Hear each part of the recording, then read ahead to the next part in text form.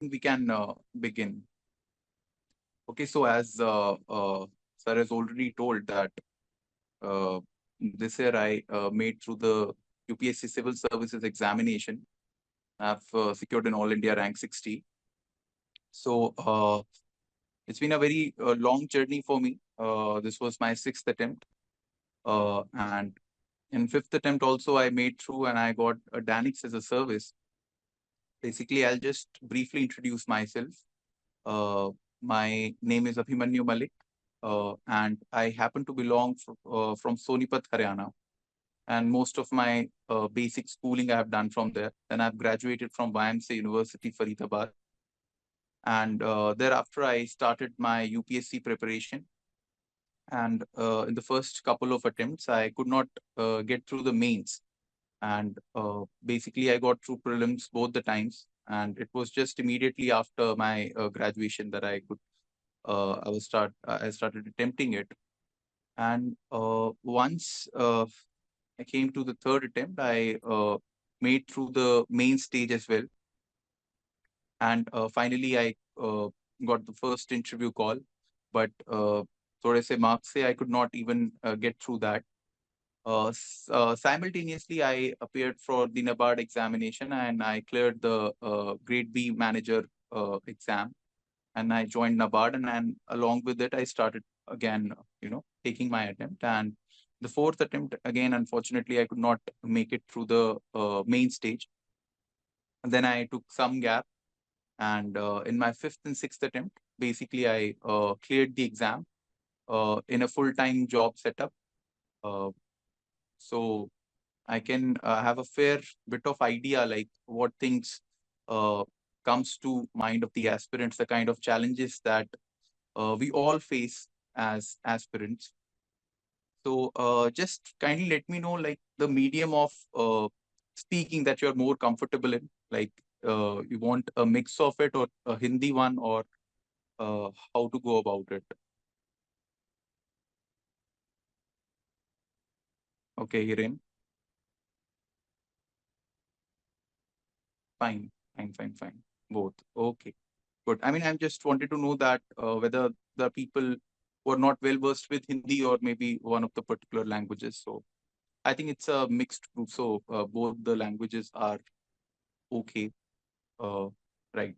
Can you just like please switch on the videos if possible for some of you?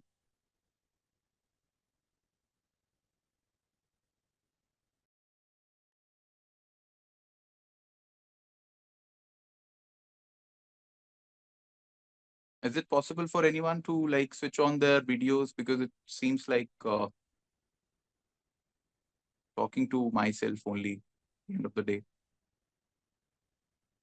Okay, fair enough. So okay, let's start with the kind of things, because I'm sure most of you must be preparing for 2025 examination now. So let's first begin with the kind of a roadmap that you can have for the next year's prelims and mains and further.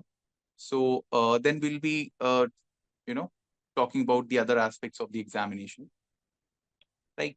So see, now we are into the August, and next year the prelims happens to be uh, in say May, and then the mains is in August. So we have roughly 1 year as far as the mains is concerned, and almost 9 months if we talk about the prelims. So we have adequate time at our disposal, I can tell you. See, what happens is now you're preparing and you start feeling that there is a dearth of time. But trust me, अभी आपके पास 9 महीने हैं for prelims. अभी आपको समय एक बार कम लगेगा. But the moment you come to say January, you'll start realizing that 9 months were more than enough to actually clear it. And this subsequently keeps on happening. Like after say around March, April, आपको लगेगा कि January से काफी आपके पास समय था. So never ever feel this thing that you have dearth of time. There is ample of it. इतने time में आप आराम से प्रीलिम्स और मेंस को दोनों को स्ट्रेटेजाइज कर सकते हैं. So never feel this thing. Secondly, and more importantly, your all focus at this point of time should be to finish up with your syllabus. many things keep on coming to your mind कि अभी ये test series कर लें, अभी कुछ मॉक्स लगा लेते हैं, right? So all these things keep happening, but trust me, ये सारी चीजें you can always take up when the exam is near. But once if you're not able to clear the syllabus at first go, तो फिर इसका सबका कोई फायदा आपके पास होगा नहीं. तो as far as the mains is concerned, try to finish up with your syllabus till January itself. कोशिश करिए कि आप दिसंबर तक करें, बट सबसे मतलब अगर लास्ट तक जाना है तो जनवरी तक. How many of you have already taken some attempt at the civil services? किसी ने आपने प्री लिखा है? अगर किसी ने लिखा है जस्ट मैसेज यस, या मीन्स लिखा हुआ है किसी ने? Okay Hiren. Anyone else? Okay, prelims, Urvashi, yeah, right. So I think we have more of the people who have uh, not appeared for the examination. Like maximum of you would be taking it next year maybe. But yes, some of you are having the experience of prelims. Uh, fine, fine, fine, fine. Okay. So your target should be to complete the syllabus by January itself. Because nowadays, the kind of prelims that is coming, so you require at least 2 to 3 months, especially when you are a fresher or you have just taken one prelims. Fortunately, unfortunately, whatever, but if you're not able to clear that, so then also you need to get that sort of a confidence in prelims. And for that, you at least need to devote 2 to 3 months, 3, 4 months at the end, just solely focusing upon the prelims examination. So by that virtue, you need to complete your main syllabus by January. Since you're already into, you're taking a coaching, so then I think the best way is that whatever is being done in the class, just make good notes of it, because see, that would always remain your preliminary base material for every examination, because you're spending a lot of time in the class, and the kind of concepts that you learn, they're going to stick for long. So what generally happens is that people always believe कि ये subject यहाँ से नहीं हो रहा है, वहां से नहीं हो रहा है, मैं अपनी क्लास चाहते हैं, but they don't really value the kind of stuff, because see, you are uh, devoting a lot of time in your classes, right? And trust me, जो notes आप वहां से बनाएंगे, क्योंकि आपने सुना है, interact किया है लोगों के साथ, और उसको बार बार आपने पढ़ा है, तो आपको उस पे ही बिल्ड अपॉन करना है अपना piece. Don't really rush for things. Material almost हर जगह सेम ही रहता है. So trust your classes, trust whatever you are doing right now, right? So that would form the base material. Along with it, what you need to do is, for specific things, there are standard books. I'm sure all must be aware about it. Like for example, for art and culture, we have the Nitin Singhania book. Although I have not done it end to end, but then there used to be some notes of Nitin Singhania sir that used to be in the market for too long, and I think I had done that. So thoda sa ek miniature version of the book. We have the old NCRTs for the ancient and medieval. Then we have the spectrum for the modern India, and NCRTs again for geography. Plus Lakshmikant, as we all know, for the polity part. And economics, then I think there are ample number of sources. I personally would not recommend any particular book. There are some good books like Vivek Singh and S. Shankar Ganesh. Uh, S. Shankar Ganesh is kind of a compendium. It's a kind of dictionary sort of a thing, जो काफी basic है, just for the concept wise. Otherwise, not an elaborate book on say mains. But then you don't have to actually do that also, because in economics, it is important to know the concepts. If you are well versed with it, you don't really need to go for too many materials. So if you are done with the class thing, I don't think so. You really need to roam around. You just need to, add to your what's it, uh, add to the base material that you have done with the current affairs part. So that is the value addition actually you require. right? So again, coming back to the mains part.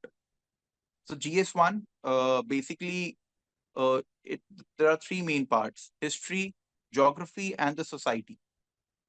History, the good thing is that you do not have to do anything separate for mains. Whatever is applicable for prelims is as good as it is for the mains. Same goes for art and culture. I deem it as part of history only. So whatever we have just discussed, I think that is enough. Apart from whatever, I mean, the coaching notes that you are being provided for, I think that is more than sufficient. So you can just supplement with the standard books, and I think you're good to go with the history part, both for mains and the prelims.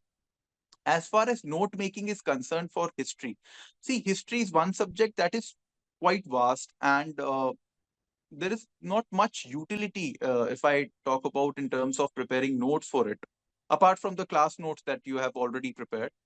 So don't go for making notes from the standard books. So that is only going to eat up with your time.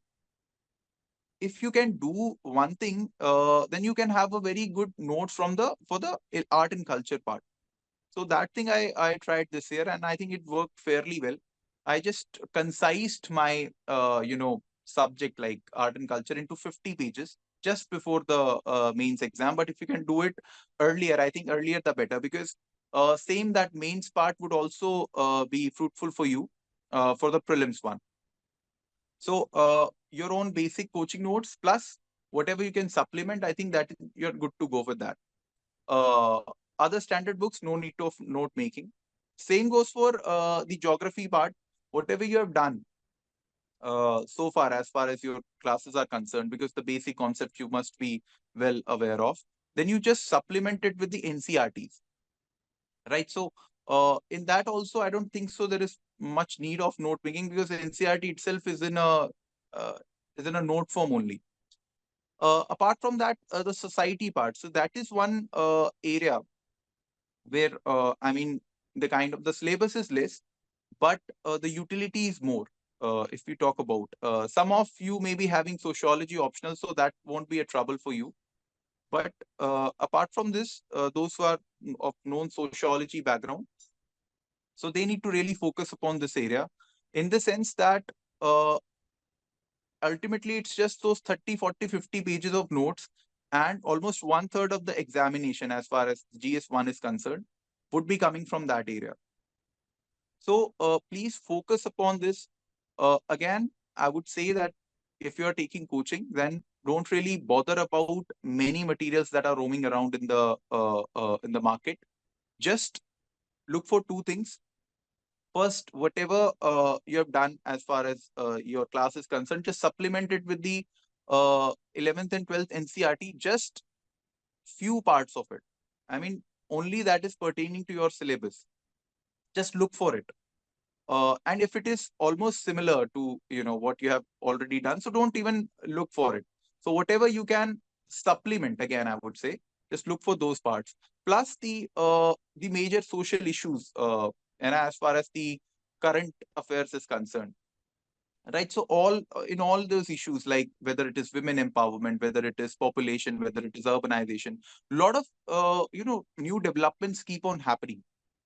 I remember there was a question when the smart city project, the smart city scheme that was launched. So there was a question in GS1 also and GS3 also, because GS1 also mentions about urbanization, and that was one part of the urbanization thing. So just supplement it with the current affairs, and current affairs you can always refer to the monthly standard magazines that you may getting. Some may like the vision material, some like the next wala, and I'm sure civil also is coming up with some sort of a material, so you can supplement whatever source you basically like, right? So this is all about the GS1 part.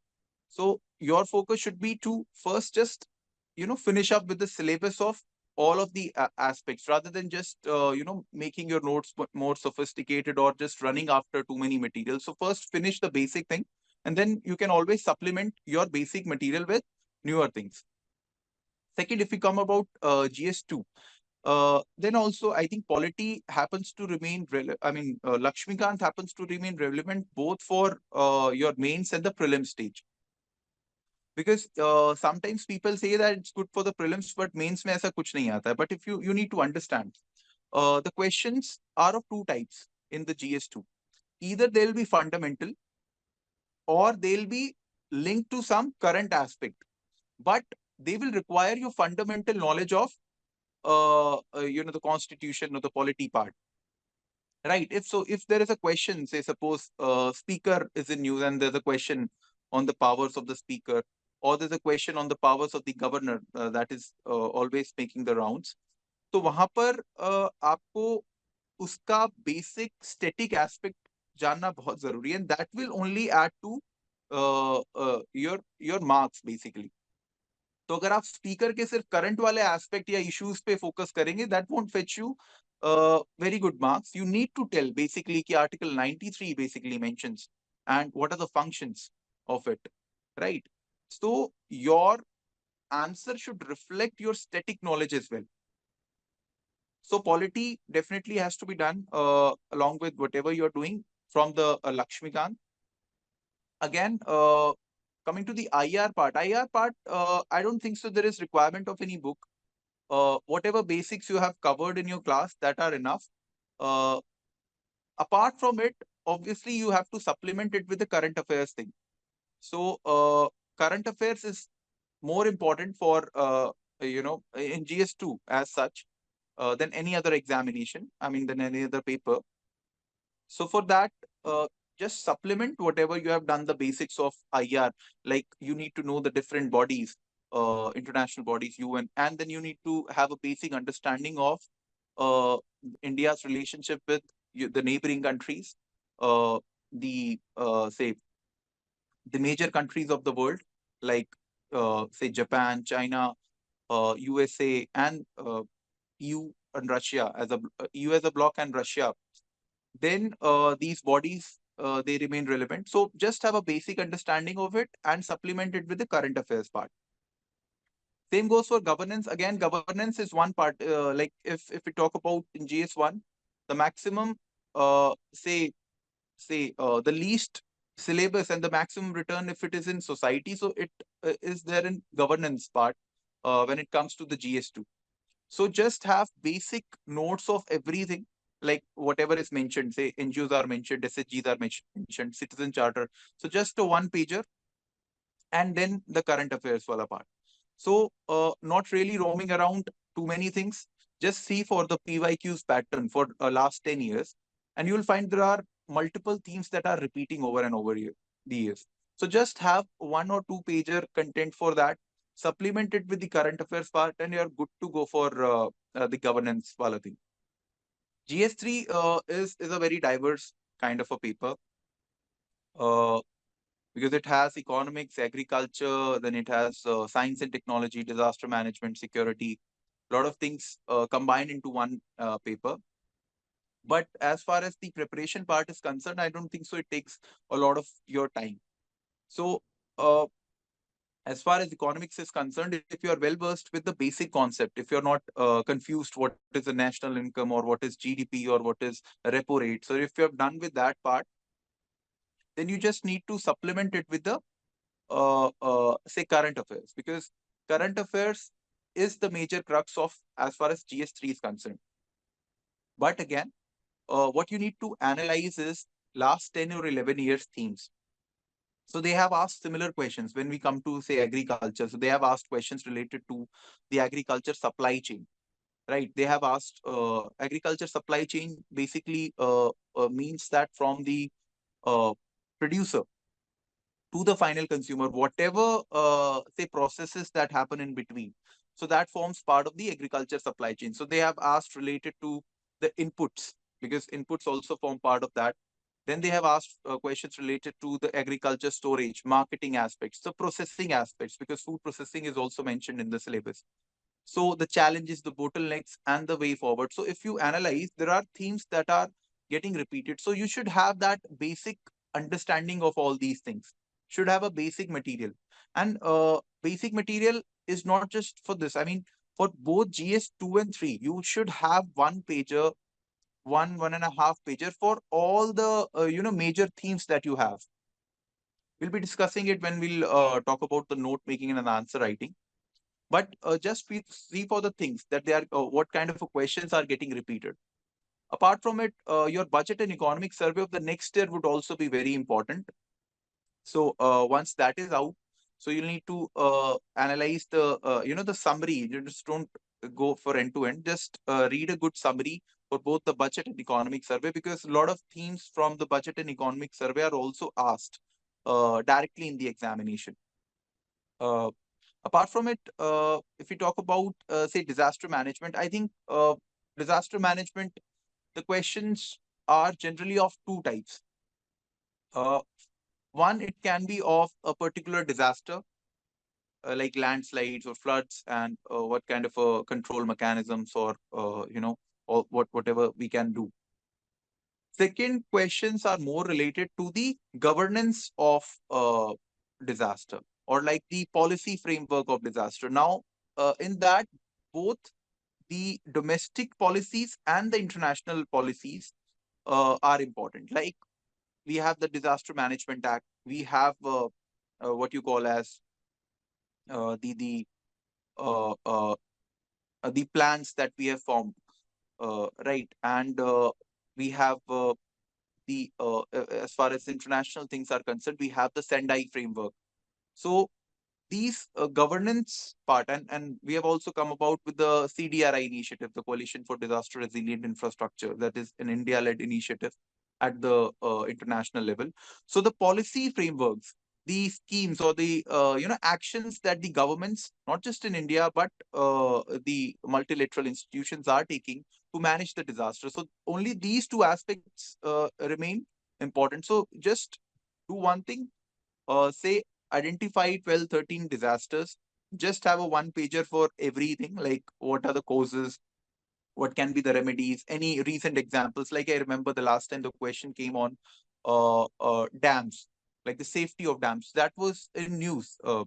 And they asked basically, some recent, uh, you know, uh, like disasters that have pertaining to this theme. So, uh, just do that thing only, 10, 12, 14 disasters or areas, and just analyze the causes, the mitigation efforts, if there are any standard guidelines that have been recently issued on that topic, because there are general guidelines we can always have for all the disasters, so preparedness and all. But there are standard say guidelines which can be say for that particular disaster. So just one two pager for it, and then the policy framework wala aspect. And also look forward to, I mean, whatever unfortunate disasters that are happening, say in the past 1 year, just keep note of it, right? What was the cause and how it could have been say mitigated, avoided, and what can be the way forward, right? And because they have asked this, I mean, just tell the recent incidents of it. So just keep track of it. Whatever, recently we had an unfortunate incident that has happened in Wayanad. So keep track of it, right? And then coming out to the science and tech part. So it also has two aspects, like the static aspect and the current related aspect. For your mains purpose, generally it is the current wala aspect that is more important, but you should have a basic understanding of the static part also. For example, say suppose you are the question comes on the 6G technology or the 5G technology. Now, if you are aware about what exactly a generation, like fifth generation or sixth generation in telecommunication means, then only you'll be able to answer it better, right? If the question comes on, say, satellite navigation or, they talk about different, say, new satellite launches. So you should be aware about like what is a low Earth orbit, what is, say, geosynchronous satellite or that orbit, right? So if you are aware about the basics of it, you will be able to answer it better, and you won't need to mug up the current affairs part. If you know like what sort of a satellites are used for communication purpose, and what sort of satellites are used for say weather based things, which orbit is suitable for what kind of an activity, so you'll be able to better make understanding of whatever launches that we are doing, right?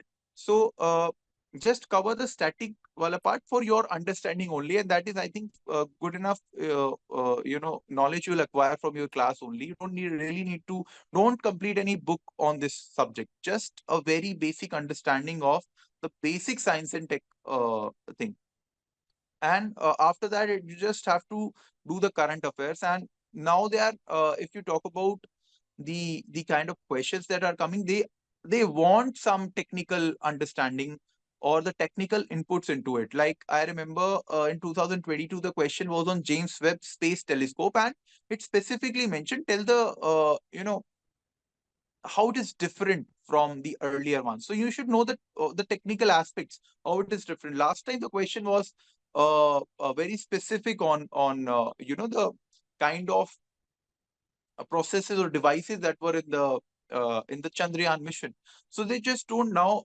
They're not asking just like what kind of benefits we can have from Chandrayaan, but they are going into the technical aspect. So please have the technical detailing for things like they are mentioned in our syllabus. Like what 5-6 areas you need to focus, be it the IT, nanotech, biotech. So just there are standard themes that are running over and over these years. Like we have say quantum computing, we have the AI, we have nanotechnology is always one of the areas that are important. So you just need to again, I would say, just have a basic understanding of it, one page thing, and just supplement it with your current affairs wala part. I think you're good to go with that aspect. One topic that is very important is the security, because in security, again, the say output to the input ratio is quite high, because there are very limited themes and the questions are also of repetitive nature. So again, for that, for these kind of things, you should have a very detailed preparation for these areas. Detail not as in the syllabus wala part, but you cannot leave any topic in this, right? So again, uh, your focus should be to finish up whatever you are being done, you're been doing in the class.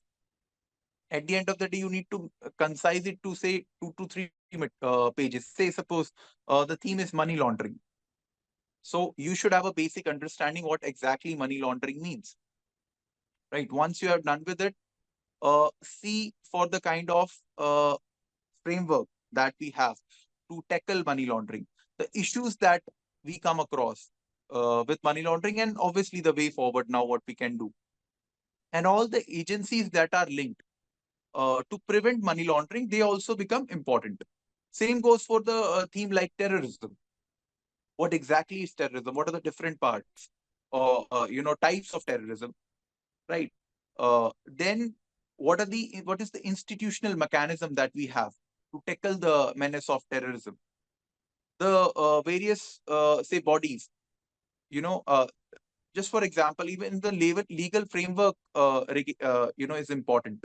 That is part of the institutional mechanism. Say suppose we have the UAPA. Now questions have been asked from this area as well. So any force that is specifically meant for tackling, so that also becomes important, right? The issues that are coming up with terrorism, not just the domestic but the international level. Then the way forwards for everything, you should be if these are the problems, what can be the domestic solutions, what can be the regional solution, what can be the global solution. So in this way, you need to prepare all the aspects of security, right? And for that, again, I would say don't really rush around. This is one area where mm, reading too much would not help. Making it more concise and at the same time comprehensive.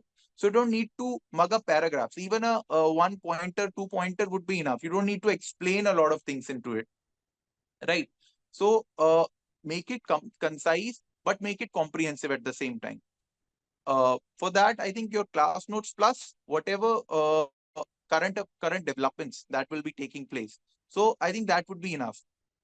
Like I remember the last time question, because UAVs, the drones were in news because the repeated usage that we are seeing it in the border areas in J&K in Punjab region. So directly the question was from UAV that came. Again, as I said that the international efforts. So it's not just the national things that are happening, but an international effort for all these things, be it money laundering, terrorism, or other piracy, all these things. Like for example, the last time the question was on no NFT and no financing for terrorism, something like that. So there was a conference that was held in New Delhi. That's an international conference, but last time it was held in New Delhi. So the question directly was that directly came from that. So basically, you need to just open the horizon, not just for the like domestic level, because if you see all these issues of security, they are not just domestic issues, or their solutions do not lie just within the territories of any one particular country. Some have regional ramifications, some have international ramifications. So you need to be aware about the regional initiatives or the international initiatives and the international collaboration that is happening to tackle the security wala thing. Now coming on to the GS4, I think this is one subject where you need to study the least. And I always believe that in ethics, you actually need to write from heart, not from mind. I mean, obviously, you need to apply your brains for better understanding of it. But again, I mean, you'll do good if you actually write very basic, very good moral stuff that is coming from the heart. Don't need to really go for very sophisticated, high-end jargons. So, what you need to do as far as preparation is concerned, you need to be aware about the basics definitions, the basic meaning of all the terms that are mentioned in the syllabus. Say if they are talking about the civil services values, let's talk about first come about the the very basic. What is ethics? What is value? What is morality? So you need to have a very good understanding, not just the bookish understanding, but you need to internalize the concept, like how ethics is different from values, how values different from morality, and how they are linked with each other, and what are the consequences or what are the applications of all three of them in different walks of life. So if you see, many of the questions have come from this aspect only. Now coming to all the other terms mentioned, say it mentions integrity or it mentions neutrality, it mentions say suppose honesty, all these civil services values. So transparency. So all these terms, you need to have a basic meaning definition of it, which is very clear to you. You can write it in your own words. You should have examples for all of them, right? So for integrity, you should have example, not just in your life, but you should have examples from administration, from public life, from sports, wherever you can. And once you are, say, I mean, able to grasp the real essence of all these terms. So you'll always be able to understand, whenever you say read a newspaper or you read history or anything important. So आपको वो idea लग जाएगा कि ये वाली value को portray कर रहा है. ये बहुत अच्छा example. You are reading a newspaper, say suppose a civil servant ने कोई इनिशिएटिव लिया, so that may become a very good example for, say, how transparent functioning of governance can happen, right? कोई empathy का बहुत अच्छा example आपको मिल जाएगा. Say suppose some civil servant taking initiatives for, say, skill development of the people who are underprivileged, or so empathy का बहुत अच्छा example है वो. So when you'll look around the things, आपको वो समझ आने लग जाएगा कि okay, this falls in this bracket, and you can always just keep on adding those examples because they'll be very fruitful जब आप एंड में एग्जाम लिखेंगे तो इमीडिएटली आपको वो रिकॉल भी होंगे. Also look for good examples from say the spiritual or the religious texts, क्योंकि आप देखेंगे every religion has certain moral ideas, values that are enshrined in them, and writing examples from them, it's also a good thing. But always make sure one thing: when you're writing example for, say, from a religious book, say if you talk about what is mentioned in Bhagavad Gita, Quran, or Guru Granth Sahib, so never ever just focus on one religion. अगर आपने दो जगह example से Hinduism से आपने कोई point निकाला है, तो अगला एग्जाम्पल क्रिश्चियनिटी या बुद्धिज्म से आप निकाल सकते हैं. ठीक है, सो उससे आप एक्चुअली में यूल लुक सेकुलर. यूल ऐसा नहीं लगेगा कि आप एक ही रिलीजन को फोकस ज्यादा कर रहे हैं. आप हर रिलीजन से अच्छे आइडियाज को अपने आपको पता है और आप उसको डाल रहे हैं अपने एग्जाम्पल्स में.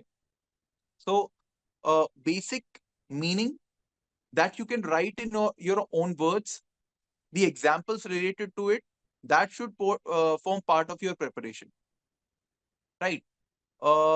As far as the other area is concerned, the case studies. I think the case studies, the best way to go about it is that just analyze the last 10 or 11 years of case study. You will be able to understand कि 2 से 3 question are हर बार मतलब same ही तरह के अलग तरह से reframe होके आते हैं, right? So in case study just develop a model to answer it. उसके लिए कोई प्रिपरेशन करने की जरूरत नहीं है. All you can do is just analyse toppers answer copies for that, कि वो कैसे उसको मतलब पहले इंट्रोड्यूस कर रहे हैं केस स्टडी को. अगर नहीं पूछा गया है स्टेक होल्डर्स के बारे में अलग से, तो they are identifying the stakeholders और द मेजर एथिकल इश्यूज. कई बार डायरेक्टली क्वेश्चन में पूछा जाता है, कई बार नहीं पूछा जाता. तो what people do is they themselves right कि इसमें एथिकल इश्यूज क्या क्या इन्वॉल्व है, राइट? जैसे प्रॉब्लम ऑफ करप्शन है, या फिर से लैक ऑफ एम्पैथी है, या फिर लैक ऑफ डेमोक्रेटिक एटीट्यूड है. तो ऑल दीज थिंग्स इनिशियली आप कर सकते हैं. Then obviously the steps that you would be taking, जिसमें बहुत आइडियलिस्टिक से लेके और बहुत प्रैक्टिकल स्टेप्स आप दे सकते हैं, राइट?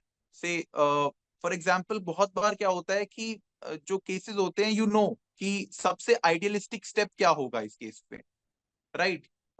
सपोज कोई करप्शन से रिलेटेड है, सो यू राइट कि नहीं, I will dismiss that person, I'll be completely intolerant to it. That's absolutely a great idea. You cannot be tolerant to corruption, but some practical ways to implement it, that is very important. And sometimes you also need to understand what is in your jurisdiction. Sometimes what happens is, like question आता है कि आपके subordinate, you know that they have indulged in some moral turpitude.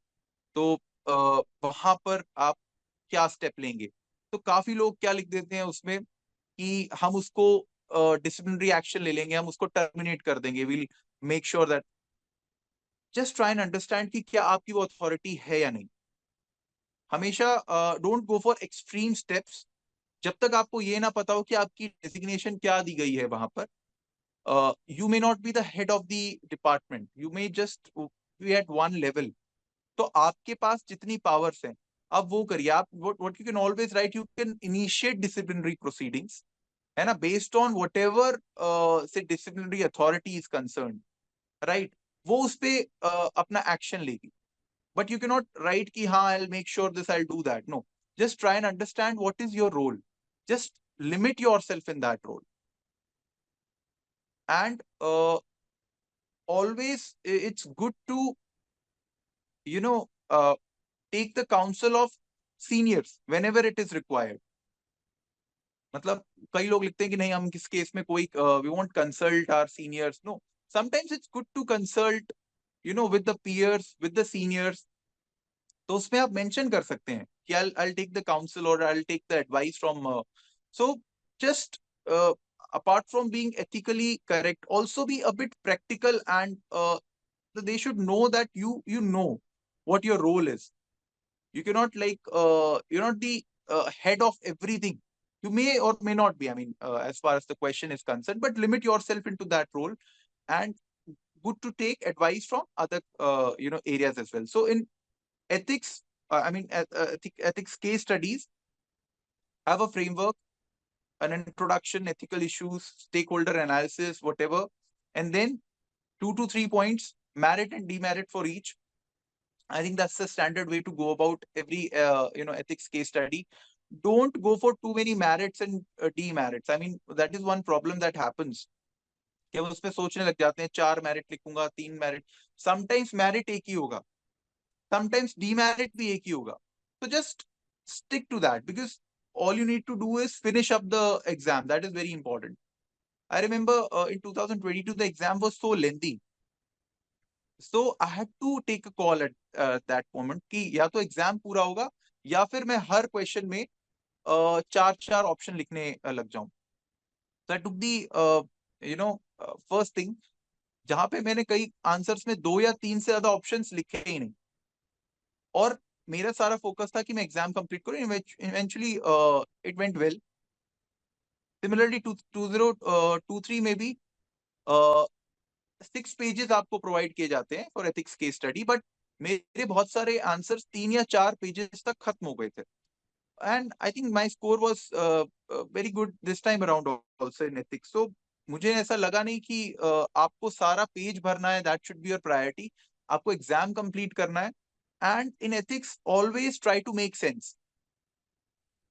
GS 1 2 3 में you may get better marks by completely finishing up with everything. मतलब आप white space ना दिखे तो it's always good in GS 1 2 3. I totally agree with it. But in GS 4, trust me, that does not really work. Even if you're writing an answer and you just have one example of it, try to make the other person understand by that one example that you know what is being asked. Right? In GS 1 2 3, our focus is to write more examples, which is absolutely fine. And you don't even need to elaborate upon the examples. Right? But in ethics, don't write examples for the sake of it. Say suppose आपने कुछ आपने कोई ethics की बात करी और example में लिख दिया Mahatma Gandhi. Now that does not make it an example. What Mahatma Gandhi actually has done in that case, that would be your example. Maybe it can work in say GS2 or GS3. आप simple एक word, 2-3 words या एक line लिख के छोड़ सकते हैं, because you don't need to explain upon things. But in ethics, explanation is very important. And that's why in GS4, many of the people and many of the toppers write it in a paragraph manner, because आपको 1 2 3 4 करके 10 point नहीं बताने, आपको उस concept को समझाना है. अब उसके लिए आपको एक एग्जाम्पल देना पड़े, 2 देने पड़े, 3 देने पड़े, that is up to you. But make the other person understand that what exactly you mean to say. So I think this is as far as GS 1 2 3 4 syllabus and the approach to go about it is concerned. I think again I would say just try to finish up with whatever I said. Just try to finish it up by January itself. As far as along with it, you must be wondering about how to go about the answer writing aspect. Okay, so see, answer writing for mains, don't bother yourself too much with it right now, because you must be finishing up with your syllabus. You'll and you won't be having much time also to dedicatedly focus upon answer writing right now. But what you can do here is just try to write 1 or 2 answers a day. Don't go for elaborate answer writing. Whatever syllabus you are covering, say suppose you have currently done, say you have done the 1857 report, you have finished today. Now just see for the PYQs related to that topic. If there is a PYQ, just attempt it. And always make sure one thing, if it is a say 10-mark question, you get roughly 7 minutes for it. So when you're doing answer writing, never ever exceed that time limit. Even if you are only able to write 4 words to it, but your stopwatch should not go beyond 7 minutes. Initially हम क्या सोचते हैं कि अभी हमारा syllabus पूरा नहीं हुआ, अभी हम नए हैं आंसर राइटिंग में, अभी हम आराम से लिखते हैं आंसर को, बाद में हम अपना टाइम कम कर लेंगे। Approach should be the other way round. Time उतना ही रखो, क्वालिटी बाद में इंप्रूव हो जाएगी, कंटेंट बाद में इंप्रूव हो जाएगा, लेंथ आंसर की इंप्रूव हो जाएगी। बट एक बार आपके माइंड ने ये सोच लिया कि ये जो कुछ करना है वो 7 मिनट में ही करना है, तो आपका ब्रेन अपने आप उस हिसाब से खुद को प्रोसेस करने लग जाएगा।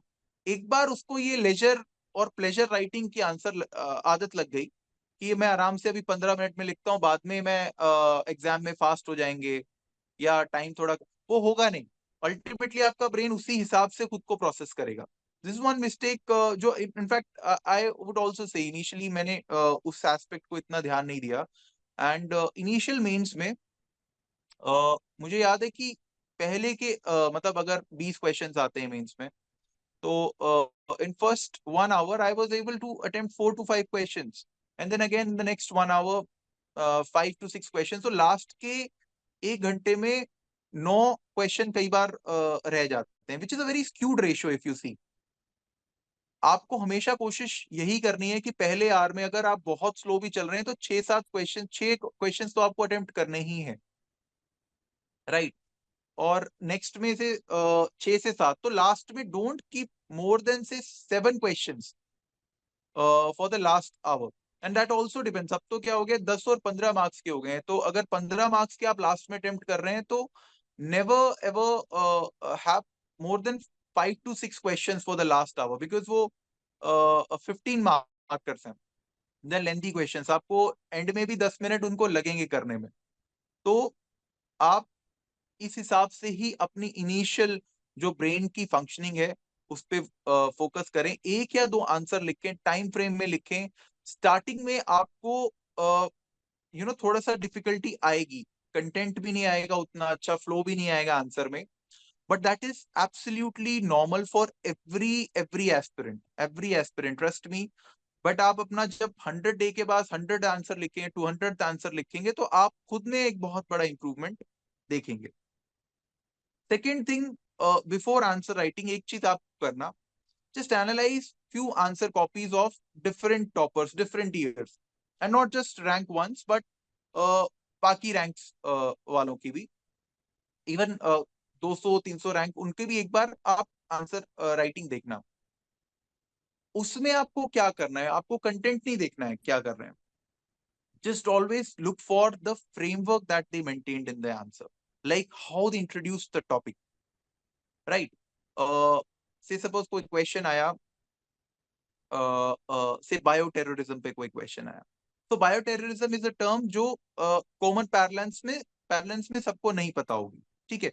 सो ऐसी टर्म को यू इंट्रोड्यूस, राइट, पहले मतलब उसके एक आप definition they, what is bio terrorism. So look for these things in the answer copy की वो डेफिनेशन से उन्होंने शुरू किया, या उन्होंने कोई बायो टेररिज्म पे कोई फैक्ट दिया स्टार्टिंग में कि दिस आर द परसेंटेज जो मतलब अभी टेररिज्म का मतलब इतना bio terrorism, this the percentage जो यूजेज है, राइट। या इस कंट्री में रिसेंटली कोई बायो टेरर अटैक हुआ है, उसका आप रेफरेंस दे सकते हैं, right. You can always start with the context, आप कोई फैक्ट से स्टार्ट कर सकते हैं, आप उसकी डेफिनेशन से स्टार्ट कर सकते हैं। तो लुक फॉर दीज थिंग्स की how the toppers are introducing a topic. तो 2-3 चीजें उनके उसमें आपको दिखेंगी, कहीं पे वो फैक्ट से स्टार्ट कर रहे हैं, कहीं डेफिनेशन से कर रहे हैं, कहीं कोई कॉन्टेक्स्ट दे रहे हैं, कोई रीसेंट न्यूज से वो दे रहे हैं, कोई कोट से स्टार्ट कर रहे हैं, right. Look for these things. और हर बार ऐसा नहीं है कि आपको एक ही अप्रोच से चलना है कि मैं हर चीज को डिफाइन करके ही शुरू करूंगा।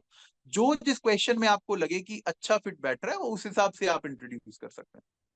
Then look for how they are breaking it into multiple parts. आप कोई भी मेंस का क्वेश्चन देखेंगे तो उसके 3 से 4 सब पार्ट्स हमेशा ही होते हैं, लाइक वो एक इंट्रोडक्टरी लाइन होती है, फिर उसमें वो इश्यूज पूछते हैं, फिर नेक्स्ट में वो सॉल्यूशंस पूछते हैं। तो हर चीज को आपको ब्रेक करना है, आपको ऐसा नहीं है कि सिर्फ आप सीधा इश्यूज और वे फॉरवर्ड लिखते हैं, बट वो पहली लाइन एक स्टेटमेंट जो उन्होंने दी है, राइट। फॉर एग्जाम्पल मैं आपको बताऊं, वी कैन राइट की food processing is the backbone of the rural economy or can be the backbone of the rural economy in India, ऐसा उन्होंने एक statement the. In this light, analyze the issues that are being faced in the say downstream of food processing value chain, or upstream of the food processing value chain, or the marketing aspect, and also tell the possible solutions to it, right? अब पहली statement उन्होंने दी है, many people skip that part, उनको लगता है general statement है, but always explain. If it is saying कि food processing is the backbone of rural economy, try to explain that statement by 3-4 points. Just put a box, right? Ki, food processing as backbone of rural economy, right? So 3 से 4 points लिखो, उस पे examples दो हमेशा, right? Food processing कैसे backbone है? Because the products basically वो agricultural products हैं, right?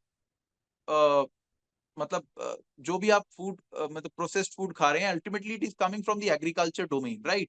सो प्रोडक्शन वाला एस्पेक्ट हो गया. देन सेकंड एस्पेक्ट, बिकॉज वो प्रोसेस्ड है तो value addition is more, so more benefits to the producer और all those who are working in the supply chain, right?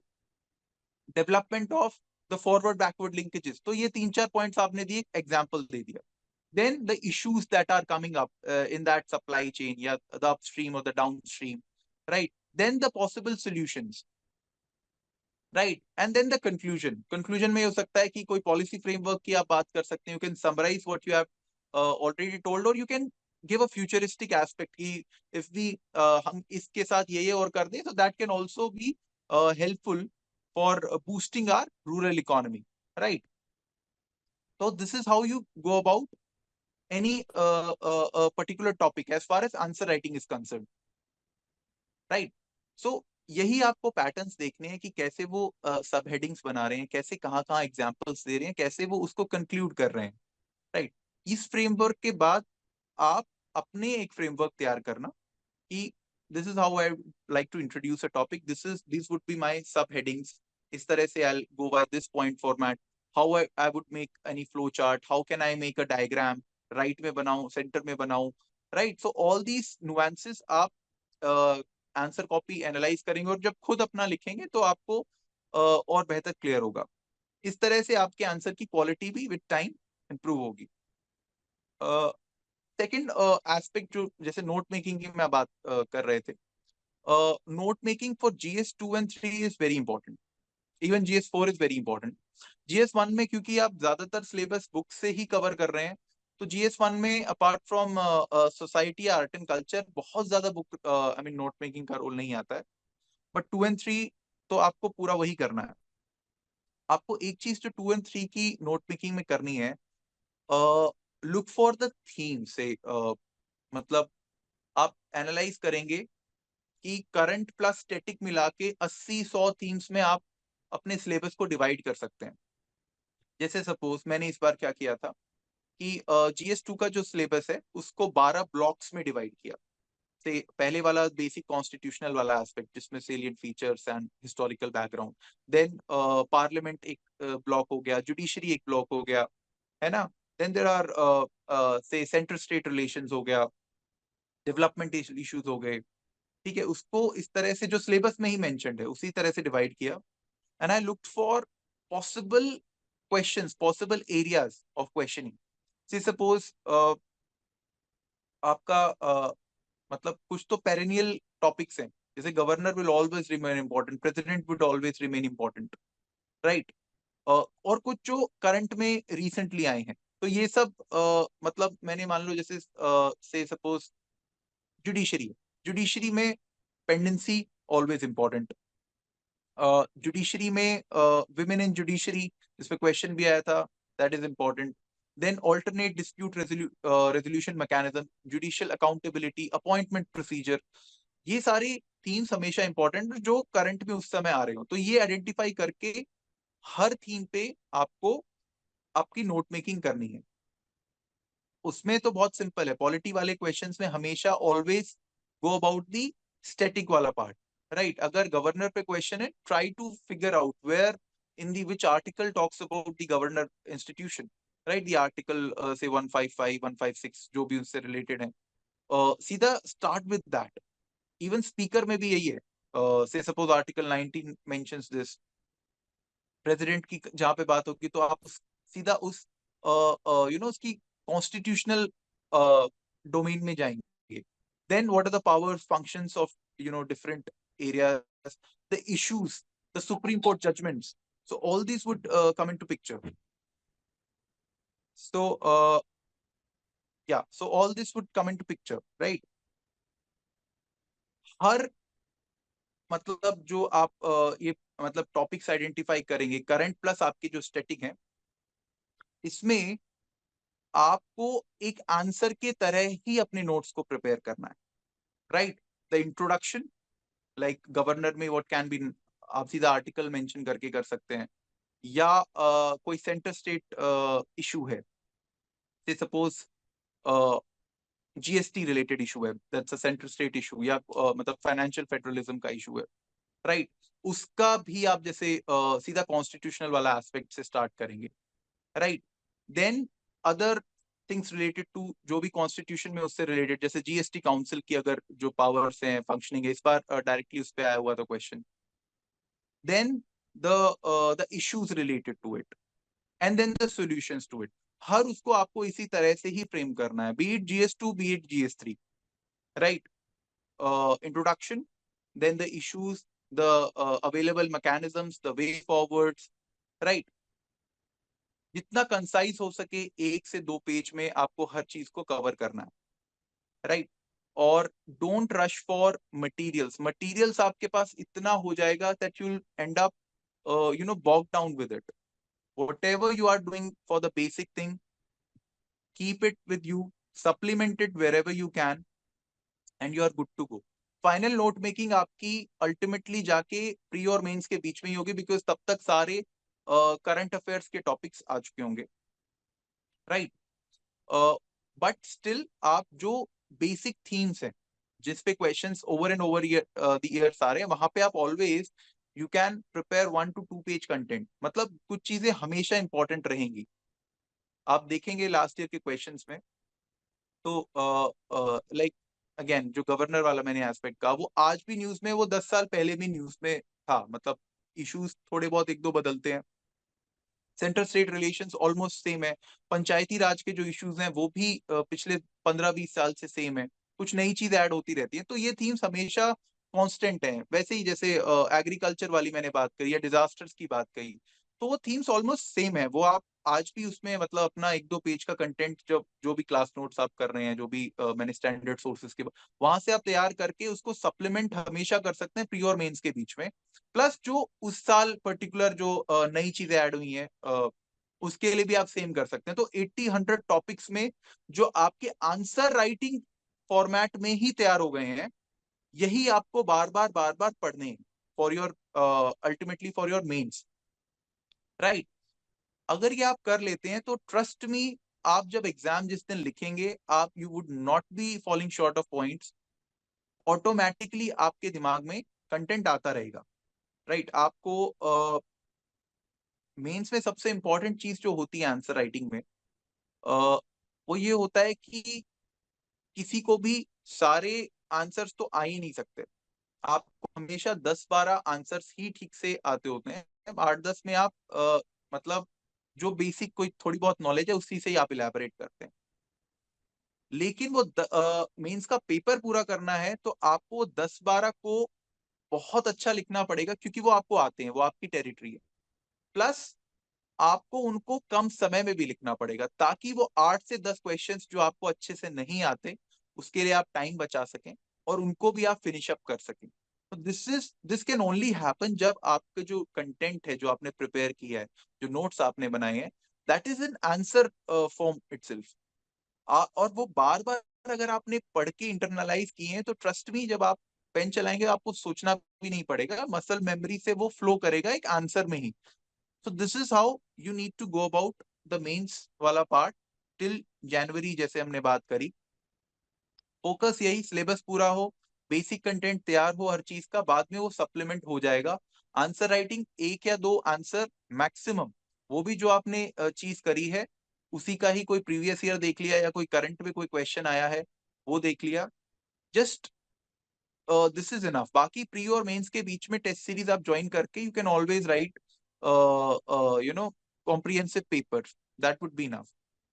As far as prelims is concern, prelims में आप ये देखेंगे कि basic preparation के बाद it's more about how you attempt the paper.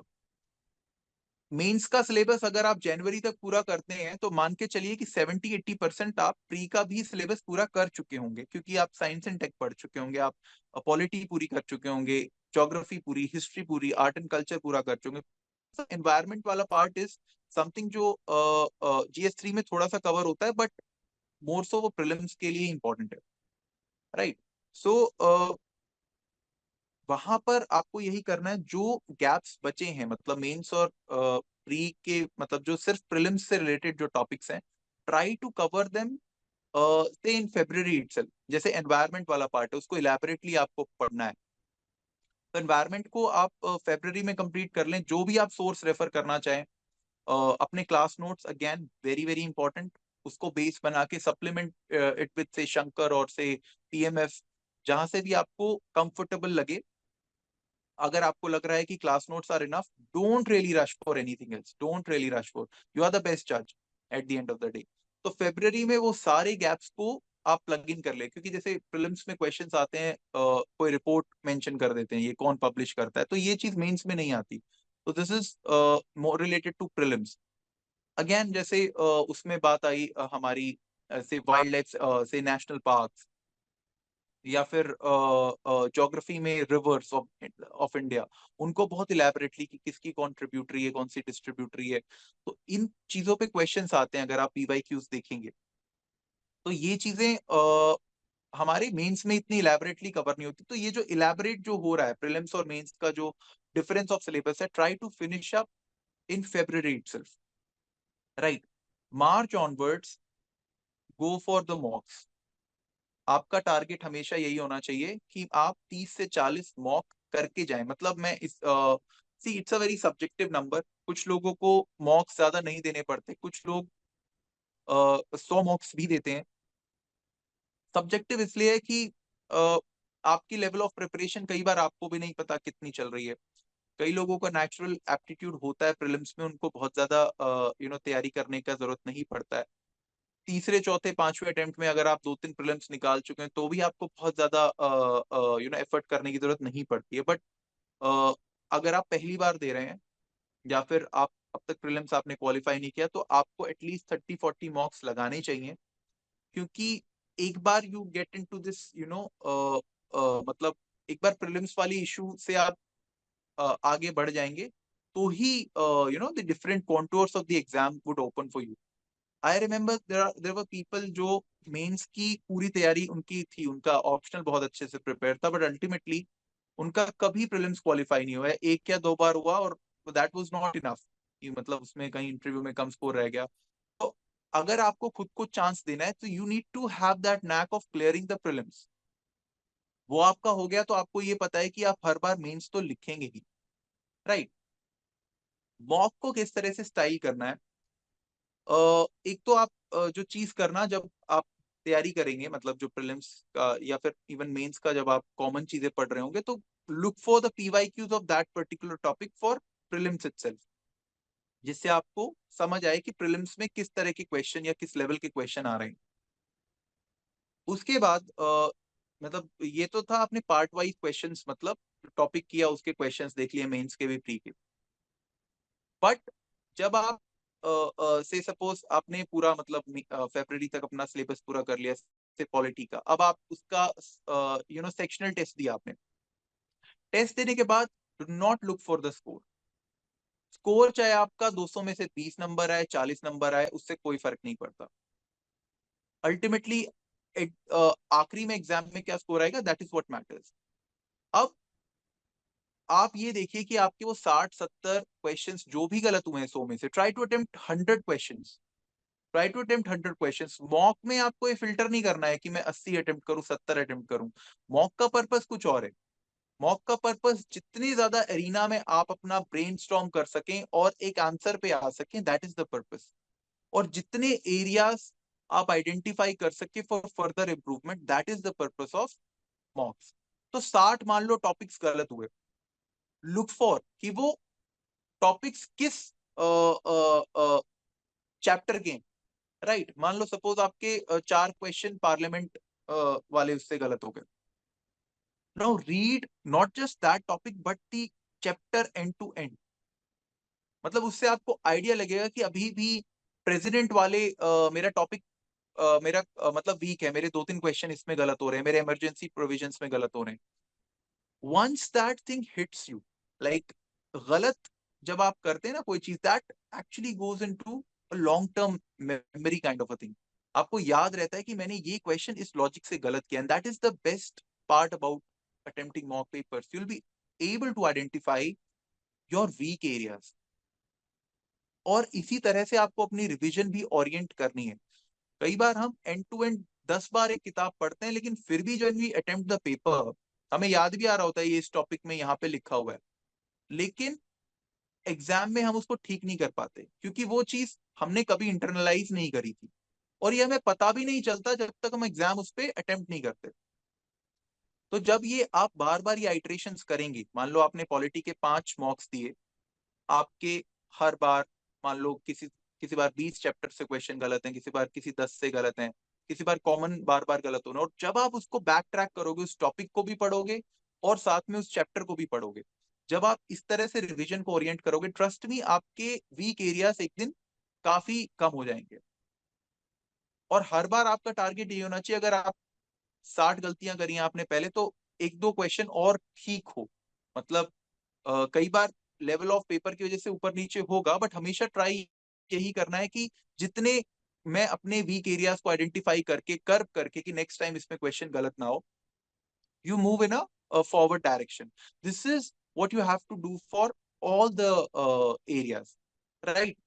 आप इसी तरह से रिवाइज करेंगे, आप एंड टू एंड, ये आप जस्ट कोई भी मॉक हो उससे पहले just have a basic revision, like बहुत जल्दी से उसको रिवाइज करना, बहुत ज्यादा घुस के नहीं, ऊपर ऊपर से ही रिवाइज करके मॉक दो, 2-3 मॉक दो, फिर दोबारा आओ अपने स्टैंडर्ड सोर्सेज पे जहां गलत हो रहा है उसको पढ़ो, फिर जाओ, फिर गलत हो गया दोबारा आओ। ये आइट्रेशन जब आप करेंगे, ट्रस्ट में आपके वीक एरियाज काफी कम हो जाएंगे। और जब आप ज्यादा क्वेश्चंस मतलब आई मीन मॉक्स लगाएंगे, तो आप ये भी एनालाइज करेंगे कि आपकी आंसर सॉल्विंग कैपेसिटी बहुत अच्छी हो रही है, राइट। जैसे मैंने कहा कि इसमें it is not just about your knowledge, it is also about how well you can come to a certain answer. जब आप आंसर एनालाइज करेंगे क्वेश्चंस, तो कुछ दिन में आपको समझ आने लगेगा this particular of kind of questions, इसका इस तरह से आंसर ये होता है या ये हो सकता है, या मैं इस तरह से अपने एलिमिनेशन से उस तक पहुंच सकता हूँ, राइट। तो ये जो कॉन्सेप्ट्स हैं, मतलब आंसर कैसे बेटर सॉल्व करना है, ये आपके अपने आप डेवलप होंगे, ये कोई आपको बताएगा नहीं। सो ये आपको प्रोसेस करना है टिल से 10 to 15 days before the prelims exam. Prelims exam से 10-15 दिन पहले हर साल का फुल लेंथ पेपर उठाना, PYQ, जैसे 2013 से आप ऑनवर्ड्स ने चलना, और 2023 तक के आप अपने हर रोज एक एक पेपर उठाया, और उसके बेशक से आप सोल्यूशन मतलब जहाँ पे जो बहुत स्टैंडर्ड है वहां देखना, बाकी ऐसे कोई इलेबोरेट उसकी एनालिसिस आपको करने की जरूरत नहीं है। वो सिर्फ आपको ट्यून करेगा रियल यूपीएससी पेपर के लिए।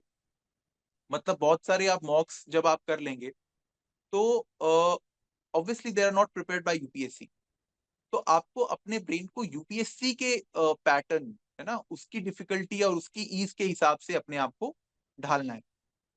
तो हर रोज एक करेंगे, तो जब आप एक्चुअल पेपर देंगे तो you will find it almost similar to it, आपको कुछ अलग नहीं लगेगा, और आपको इजी लगेगा ऑनेस्टली। अगर आपने ये सब एक्सरसाइज पहले कर रखी है, आपको लगेगा आप जस्ट अनदर मॉक दे रहे हैं। अटेम्प्टिंग पेपर में भी आप मतलब बहुत important how you attempt the paper.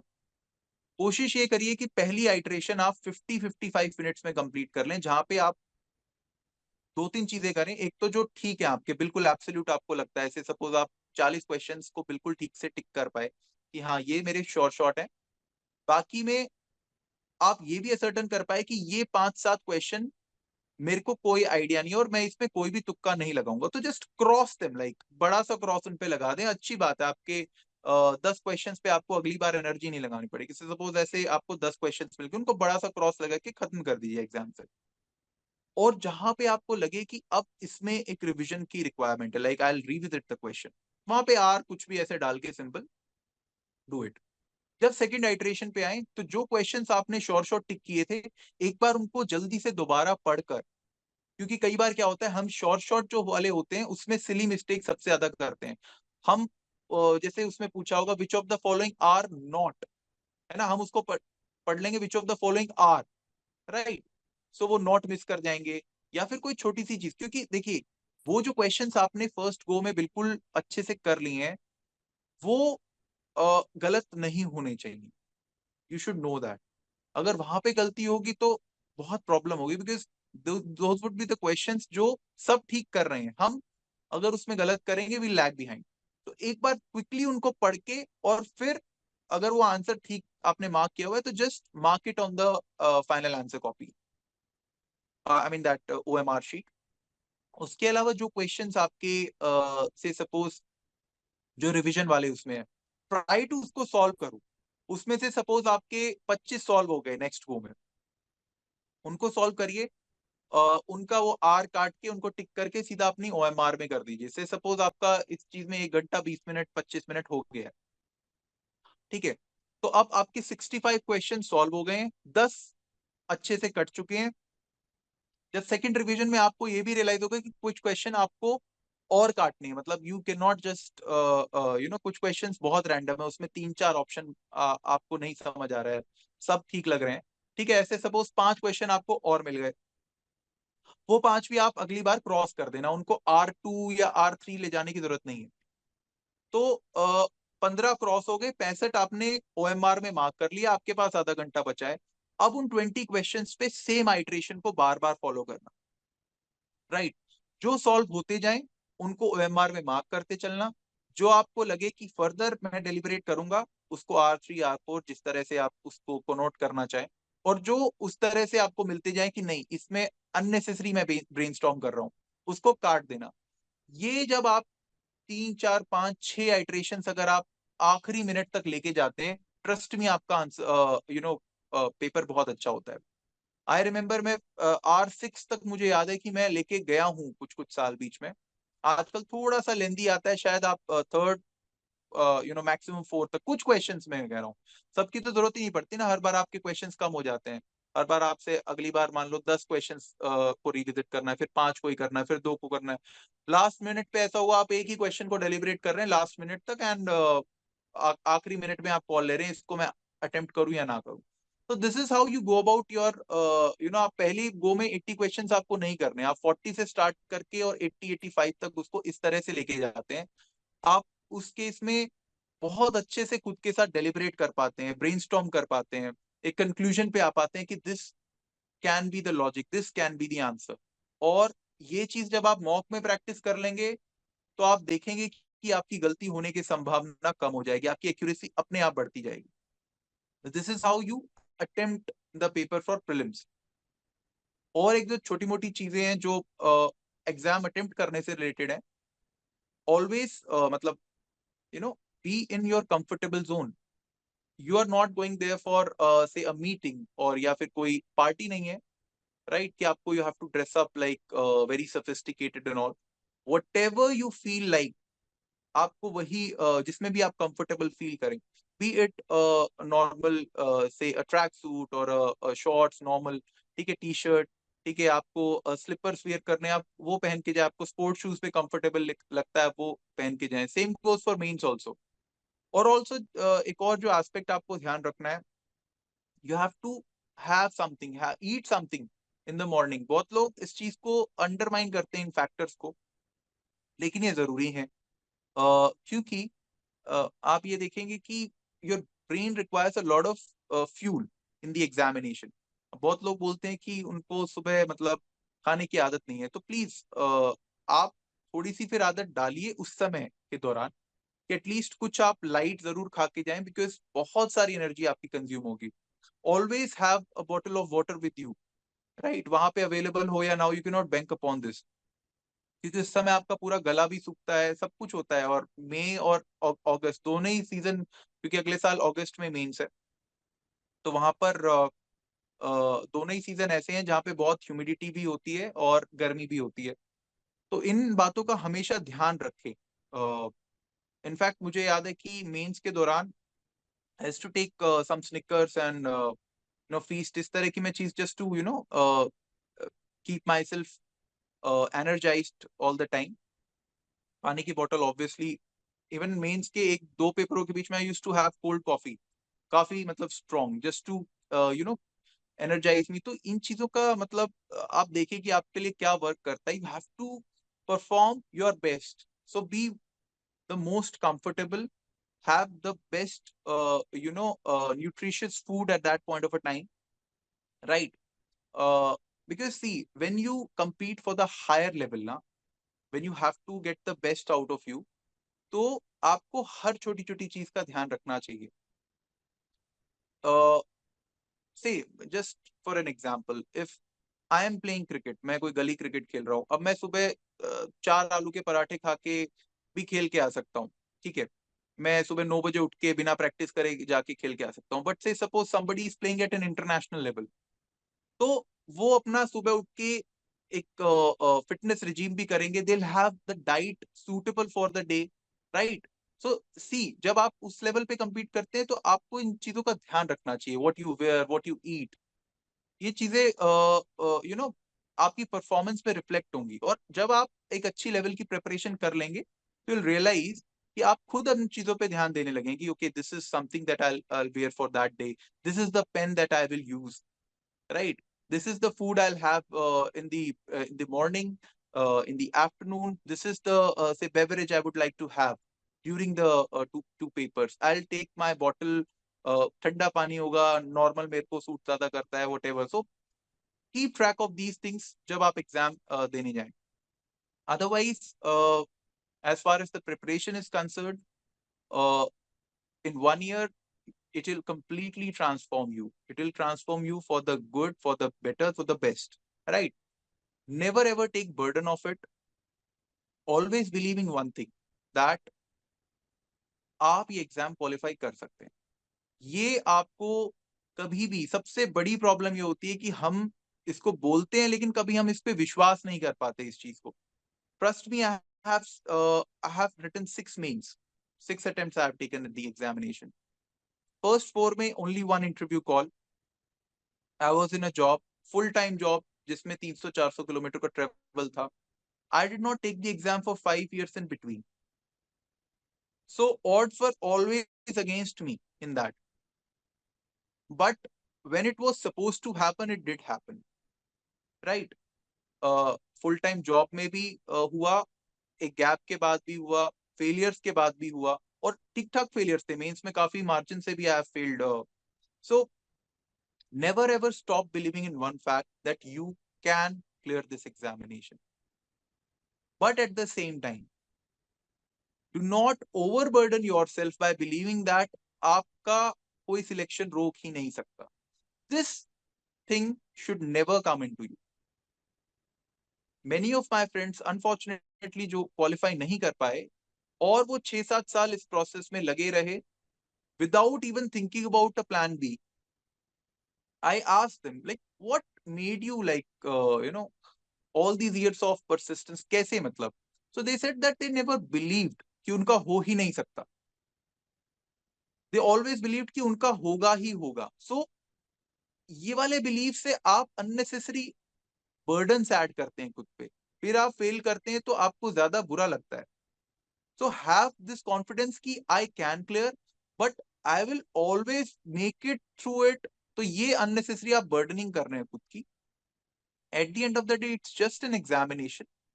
और एक अच्छे फ्रेम ऑफ माइंड से आप इसको, मतलब इसकी प्रिपरेशन को एंजॉय करते हुए इसको क्लियर कर सकते हैं। और ना ना केवल इसको कर सकते हैं, बट बहुत और भी चीजें हैं और एग्जाम्स हैं जो आप इसके साथ साथ क्लियर कर सकते हैं, मतलब इसकी प्रिपरेशन जो वहां पर आपको काम आती है।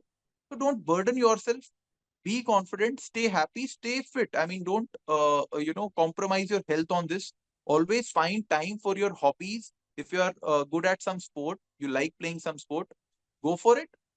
राइट एक डेढ़ घंटा 2 घंटा जरूर निकालिए आप अपने लिए. This will keep your mind body in a very good position, and that would also help you in your preparation also. This is not an exam जहाँ पे 12 घंटे पढ़ के आपको कुछ अलग से मिलना है. 7-8 hours of study a day is good enough. Exam से पहले सब 10-12 घंटे में अपने आप ही शिफ्ट हो जाते हैं, तो अभी आपको बॉदर नहीं करना है कि मैं अभी से ही 14 घंटे लगाऊं. It's not required. 6 to 8 hours of good study is more than enough at this point of time. So do not bother yourselves, and my best wishes to you. Now, whatever your doubts are related to any whatever we have discussed, or anything new that you want to ask.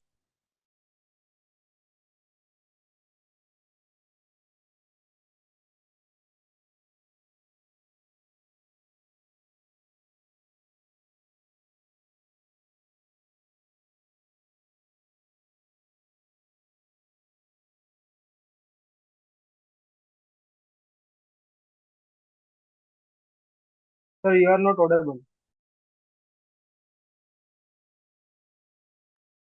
Yeah, am I audible now? Yeah. Yes.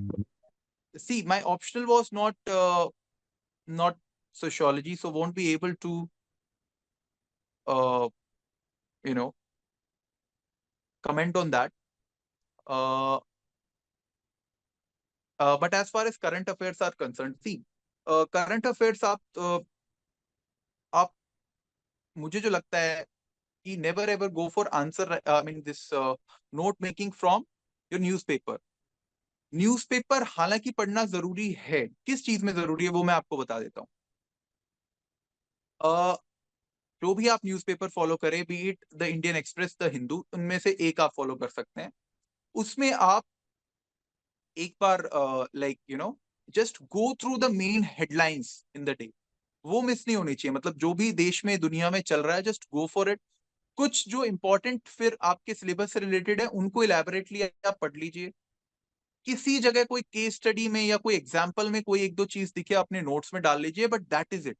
That is it. आपको सारे articles पढ़ने की जरूरत नहीं है.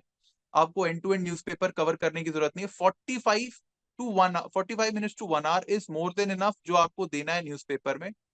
Purpose आपको newspaper का clear होना चाहिए. जो भी आप मंथली मैगजीन करें या फिर लास्ट में ईयरली कंपाइलेशंस करें, चाहे वो आपके इंस्टीट्यूट के या फिर आप बाकी इंस्टीट्यूट्स की फॉलो कर रहे हैं, B it vision, B it next, B it Rouse, जहां से भी आप जो भी आप कवर कर रहे हैं, वो जब आप पढ़ेंगे, जो कंपाइलेशंस आप पढ़ते हैं, तो आपको बैकग्राउंड स्टोरी पता होनी चाहिए चीजों की. नहीं तो आपके लिए वो एक अगेन एक स्टैटिक कंटेंट बन जाएगा, क्योंकि आपने कुछ फॉलो ही नहीं किया. राइट. से सपोज बांग्लादेश की जो अभी डेवलपमेंट्स चल रही हैं, मैं अगर मान लो इसको मंथ के एंड पे, मैंने कोई न्यूज़पेपर नहीं पढ़ा, मैंने कोई न्यूज़ नहीं सुनी, तो मंथ के एंड पे मैं जब उसकी कंपाइलेशन पढ़ूंगा, तो मुझे लगेगा कि कोई नया, मतलब एक एक ऑल टुगेदर एक नया स्टैटिक मटेरियल है जो बांग्लादेश से पर्टेनिंग है. Like what is the current issue, what are the India Indo Bangladesh issue, या फिर जो भी है, मुझे सब कुछ नया लगेगा. बट अगर मैं वेल वर्स टू रोज की डेवलपमेंट्स के साथ, तो मुझे वो एक स्टोरी की तरह, जब मैं उस कंपाइलेशन को पढ़ूंगा, मुझे एक स्टोरी की तरह इंटरनलाइज होगी. तो यही पर्पस होता है आपका न्यूज़पेपर का, कि आपको सारी जो डेवलपमेंट्स का एक क्रोनोलॉजी आपको समझ आए. आपको कोई नया, फिर आप जब 100 पेज 120 पेज की मंथली मैगजीन पढ़ते हैं कोई, राइट, तो आपको ऐसा नहीं लगना चाहिए कि ये एक नया स्टैटिक कंटेंट ऐड हो गया, क्योंकि आपको 12 महीने 15 महीने के वो पढ़ना रहता है. तो उस समय वो 1000, 1500, 2000 पेज हो जाएंगे. अगर 2000 पेज की आप एक तरह से एक नई किताब पढ़ेंगे, आपको कुछ समझ नहीं आएगा. तो यही पर्पस है. तो this is how you cover the current affairs, the month, the newspaper, but you should be aware about the purpose, the monthly and the yearly compilations. So there's a question, should answer writing be written verbally or by copying? No, absolutely copying नहीं करनी है आपको. कॉपिंग क्यों करनी है आपको answer writing में? आपको खुद अपना आंसर लिखना है, बिना किसी कॉपी करे, बिना कोई कोई आपको सपोर्ट नहीं लेना है किसी भी चीज से, कि मैंने पॉलिटी का ये देख लिया. Absolutely nothing. क्योंकि आपको eight the end of the day ऐसा कुछ मिलेगा नहीं. Which subject is better for an optional? Okay, that's a very subjective thing, Pooja. Basically, say again very subjective, but आजकल जो मतलब अगर आप किसी भी सब्जेक्ट में बहुत ज्यादा वर्स्ट नहीं है तो तीन ऑप्शनल जो सबसे ज्यादा लिए जा रहे हैं, that is sociology, anthro and PSIR. But again, अगर आपका हिस्ट्री में इंटरेस्ट है, गो फॉर इट. देखो, ऑप्शनल एक ऐसी चीज है जो आपको बहुत ज्यादा पढ़नी है, डेप्थ में पढ़नी है. वो जीएस की तरह आपको ऊपर से कवर नहीं करनी. You have to be a master of your subject, right? तो अगर आप से सपोज आप केमिस्ट्री ग्रेजुएट हो और आपको उसमें जेन्युइन इंटरेस्ट है, गो फॉर केमिस्ट्री, राइट? कोई मैथमेटिक्स को बहुत ज्यादा पसंद करता है, गो फॉर इट. बिकॉज आपको वो बहुत ज्यादा डिटेल में पढ़ना है. आप सिर्फ नंबर आ जाएंगे इस बेसिस पर आप चूज नहीं कर सकते. बट अगेन, अगर आप बिल्कुल ही मान लो आपको ह्यूमैनिटीज ऑप्शनल लेना है और आपके पास कोई क्लू नहीं है, तो इन तीन ऑप्शनल्स में से जो आज के समय के मैं हिसाब से बता रहा हूँ, देयर वाज अ टाइम जब हिस्ट्री और सॉरी ज्योग्राफी और पबैड के लिए ये बोला जाता था कि अगर कुछ नहीं ले रहे तो आप ज्योग्राफी और पबैड ले सकते हैं. बट आज के टाइम पे आप पीएसआईआर, सोशियोलॉजी या फिर एंथ्रोपोलॉजी, इसका आप यू नो थोड़ा सिलेबस पढ़िए, इसका थोड़ा कंटेंट पढ़ के देखिए, जिसमें भी आपका इंटरेस्ट बने आप एक बार चूज कर सकते हैं, या फिर बाकी उनको भी आप इंक्लूड कर सकते हैं. Coaching is must for optional? No, I don't think so. But yes, one thing is important, that it is more important than GS. I mean, in the sense, GS आपको बहुत ही ऊपर ऊपर से आइडिया पे भी आप कर सकते हैं, लेकिन जो आपका ऑप्शनल है उसमें आपको आइडिया मतलब आपको ऊपर से नहीं होना चाहिए. आपको थोड़ा सा इन डेप्थ जाना पड़ेगा. आपको उसके नुआंसेस समझने पड़ेंगे. मतलब इफ यू आर रीडिंग से सोशियोलॉजी, तो आप एक जीएस परस्पेक्टिव से नहीं पढ़ सकते. आपको एक सोशियोलॉजिस्ट के परस्पेक्टिव से सोचना है, सोशियोलॉजिस्ट के परस्पेक्टिव से लिखना है. There is a way to answer every option. हर उसका एक तरीका होता है. तो अगर आपका उसमें कुछ बेसिस हैं उस सब्जेक्ट में, तो आप उसको इस तरह से करें, लाइक मतलब आप बिना कोचिंग के और अपने हिसाब से करें. बट अगर आपको लगता है कहीं पर भी कि नहीं, मेरा इतना ज्यादा बेसिस नहीं है, तो you can always go for some support classes wherever you require. But that's a personal, again it's a personal decision. Nothing is must in this examination. Nothing is must वाली चीज ऐसी कोई है ही नहीं. Coaching लेना it's also fine, नहीं लेना तो भी, but it's your personal choice at the end of the day. Okay, how can we use Chat GPT and answer writing practice, like for content and framework? Uh, See, you can use it, but कई बार क्या होता है ना, the responses from GPT are very general, और वो बहुत mechanical भी sound करते हैं बहुत बार. तो बी वाइज इनफ. आप एक तरह से ये कर सकते हैं कि से सपोज आपने कोई टॉपिक कवर किया, एंड आपको उस पे जब आप उसकी नोट मेकिंग कर रहे हैं, तो आपको एक थोड़ा एक फ्रेमवर्क चाहिए, मतलब एक ना lengthy answer type kind of framework, कि मेरे को एक या दो पेज में अगर सारा वो मिल जाए, तो उसको वो आप प्रॉम्प्ट दे सकते हैं, राइट? उसमें वो डाल सकते हैं ना, मतलब starting from the introduction to the issues to the solutions to the way forward the conclusion, इस फॉर्मेट में आप इस चीज का आंसर मुझे पता है, आप ये प्रॉम्प्ट डालें. और उसके बाद वो जो भी एंड उसमें लिख दें इन 250 वर्ड्स, इन 500 वर्ड्स, वट. उसके बाद जस्ट लुक फॉर, अगर आपको लगे कि कोई पॉइंट उठाने लायक है तो उठा लीजिए. अदरवाइज मतलब मेंस में बहुत ज्यादा जीपीटी काम नहीं आएगा, क्योंकि अल्टीमेटली आपको रियल जब मतलब आप आंसर लिखेंगे, वहां पे आपके पास ऐसा कुछ टूल होगा नहीं. तो आपको ज्यादा ब्रेनस्टॉर्मिंग मतलब खुद करने की ज्यादा आदत डालनी पड़ेगी. Otherwise you will always bank upon GPT. Only use it where कहीं कंटेंट की कमी है, या आपको लग रहा है कि कुछ और वैल्यू एडिशन में कर सकता हूँ, वहां पे आप यूज करिए. Okay, what should we do on the days where we don't feel motivated?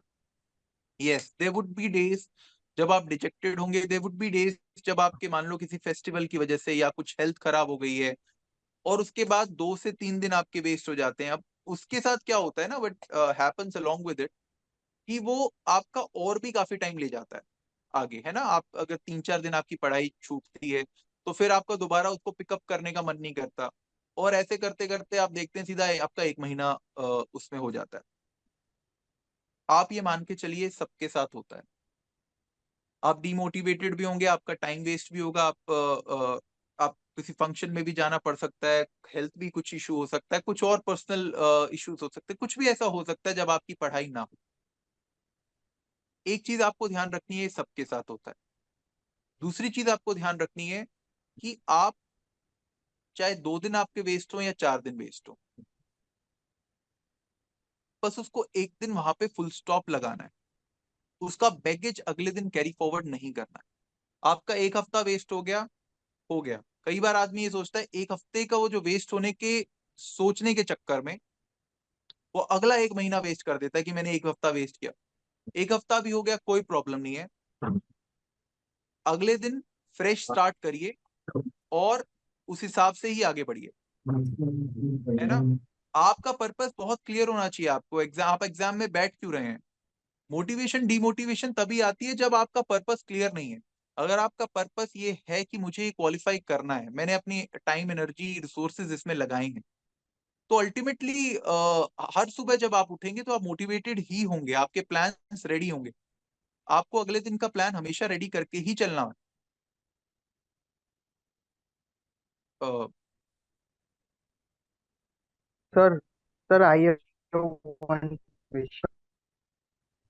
Sir, sorry, I which could not get books you. we have to read? Like I am,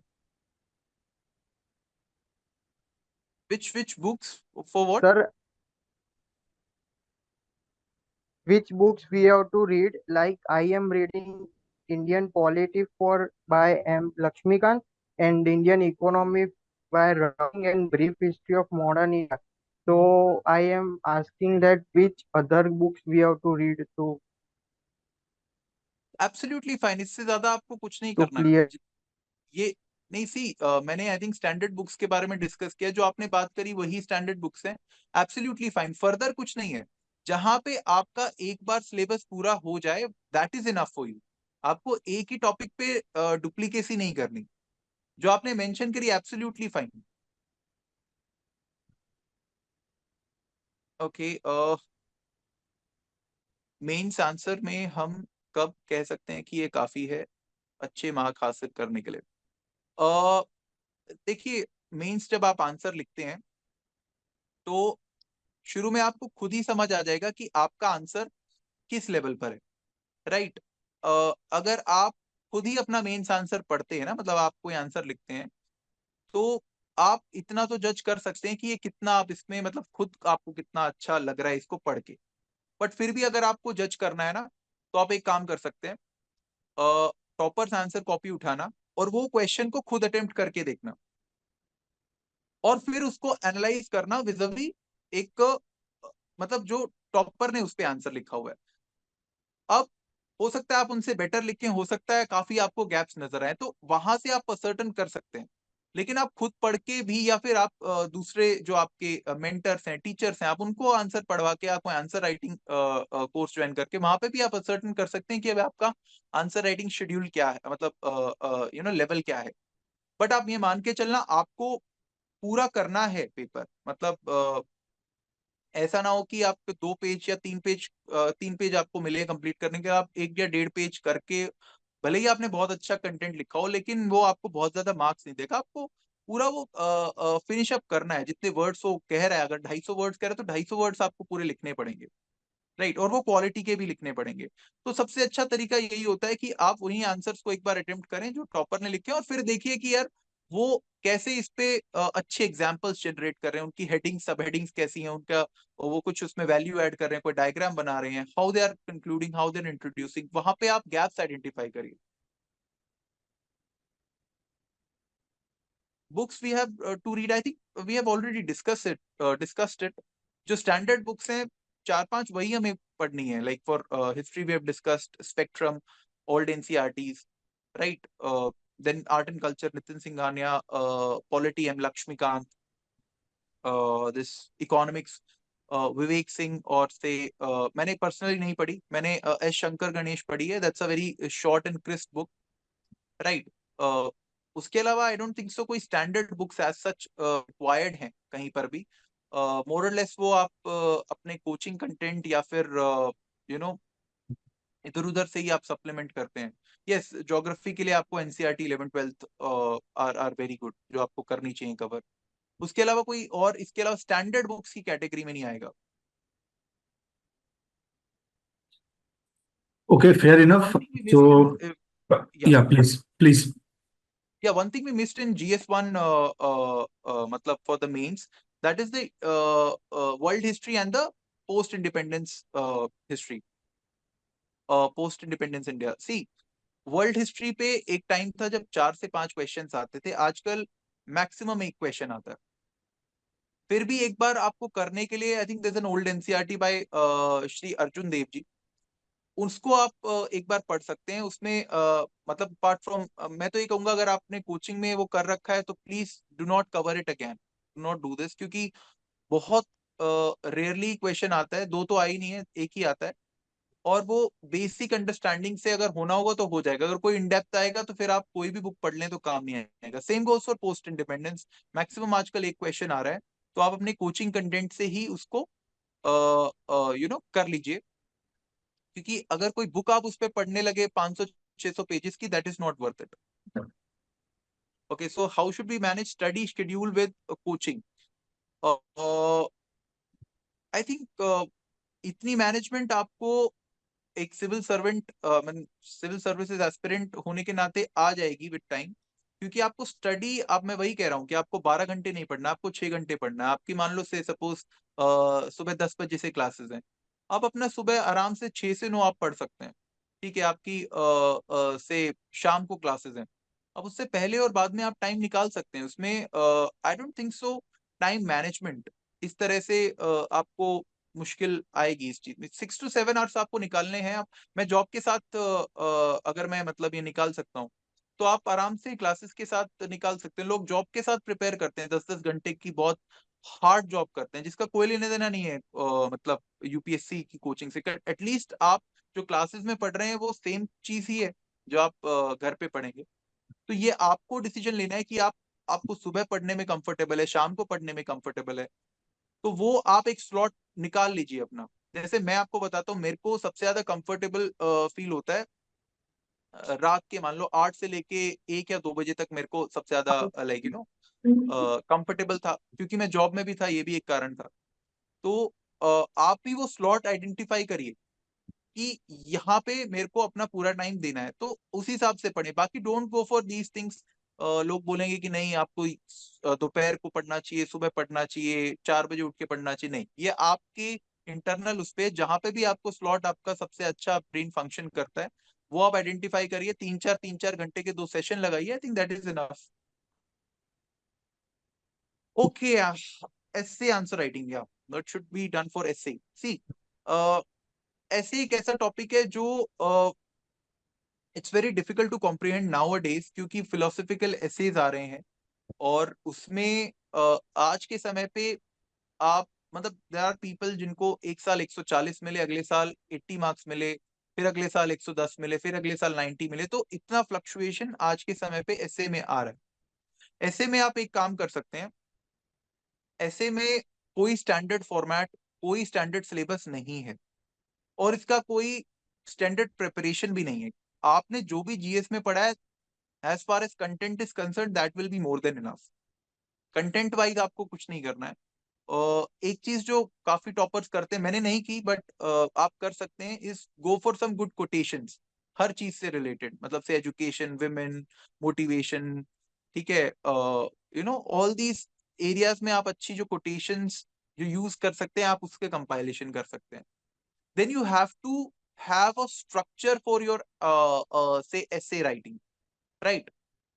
उसके लिए भी the best approach would be, आप कुछ toppers जिन्होंने एसे में अच्छा score किया है, उनके एसे को पढ़िए कि वो पहला पैराग्राफ कैसे इंट्रोड्यूस कर रहे हैं, कोई एनेक्डोट से कर रहे हैं, राइट, या उसको उसको डिफाइन कर रहे हैं उस टॉपिक को, how they are coming to the essay, मतलब जो रियल कंटेंट है ना, वो इंट्रोडक्शन से कैसे उस पे हिट कर रहे हैं, कौन से 2-3 थीम्स आइडेंटिफाई कर रहे हैं जो वो पूरे ऐसे में जिसको आंसर करेंगे, फिर उस हर थीम पे वो जो 2-3 पैराग्राफ्स लिख रहे हैं, right, how they are going about it.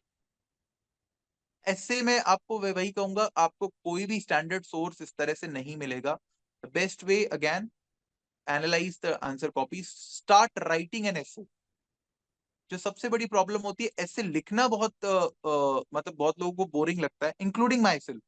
मैंने बहुत इलेबोरेट आंसर राइटिंग प्रैक्टिस नहीं करी, बट इट ऑलवेज वर्क्स। अगर आप ज्यादा नहीं तो अभी 1 महीने में एक ऐसे भी लिख लेंगे तो दैट विल बी गुड। आप कोई पुराना कोई टॉपिक उठाना, मतलब जिसपे ऐसे किसी टॉपर ने लिखा है, आप खुद लिख के देखना, फिर वहां से आप मैच करके देखना, है ना, कि ये पॉइंट्स मैं और ऐड कर सकता था। तो this is what you can do.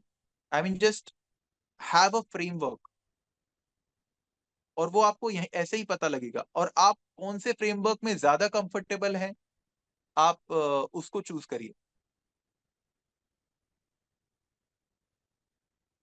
Any other question? I think we are done with the questions. Any other question that anyone wants to ask?